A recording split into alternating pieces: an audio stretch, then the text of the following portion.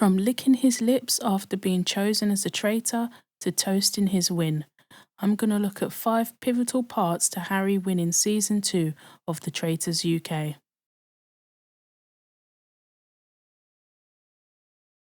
You would think there was nothing about the challenges that would lead to his win, but it played more of an important role than people would think. The strategy going into the mission was to prove to everyone I'm a team player and a faithful. Harry's attitude was to be a team player and win as much money as possible. His constant contributions granted him favour amongst the faithfuls way before the challenge in episode 11, where he could have kept £7,000 for himself, but instead added it to the pot. When I had to say my piece, I was just like, I need everyone to fully believe me and trust me, because if they do, and I make it all the way, that money's all going to be mine. In a psychological way, it helps solidify his standing as a faithful, though it shouldn't have any bearing. Like I said before, this isn't the Mole. There's nothing in the show that says traitors should sabotage tasks. It was always a bit weird in the way some faithfuls were attributing this as a reason to believe Harry was a faithful. Yeah, I'm going to go for Paul. It was an excellent move and a great time to do it. Paul never saw it coming. While Miles and Paul were battling in the round table in episode 7, Harry planted some seeds in Zach. While he was only privy to a couple of people's suspicions, it seems Charlotte's comments before the round table really helped spark Harry into action. Paul really thinks he's the mastermind behind it all. I've got plenty of stories, and I mean, I've set seeds now. If I need to take him down, it's easy picking. I was feeling anxious about Paul. After hearing that, he's turned on me. I know what I need to do and hope everyone jumps in that bandwagon. While Charlotte might have been the first person to mention Paul's name during the round table discussion in episode 8, Harry continued and really laid out everything.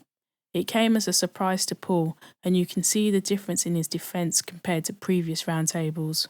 It nearly went wrong for Harry as other names were being brought up, which could have derailed the plan, but in the end, Paul was banished. The play that ended up causing so much confusion helped to banish 2 faithfuls and to a certain extent a traitor too.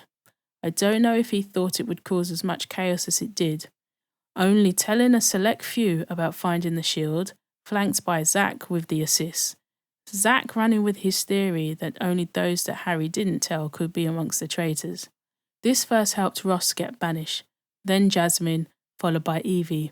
That round table, when it was essentially Jasmine against Evie, sealed the banishments for 2 episodes.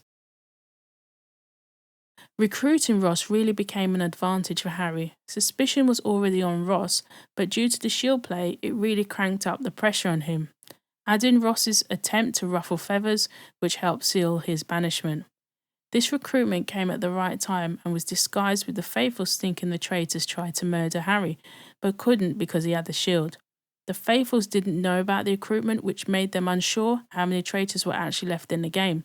This gave Harry and Andrew the opportunity to get to the final, but also Harry in being able to banish Andrew to help win the money. Mollie was a popular faithful, one that was on the lower end of suspicion and not in the frame for banishment. Not being murdered early in the game ended up paying dividend in the end for Harry, as she probably trusted him the most. That is what he was able to use to his advantage.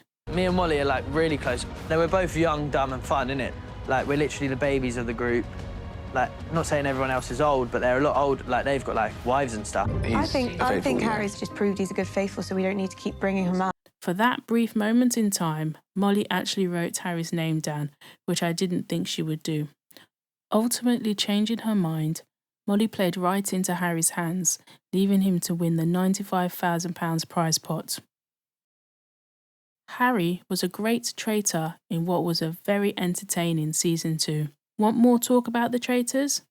Click on the video. Until next time.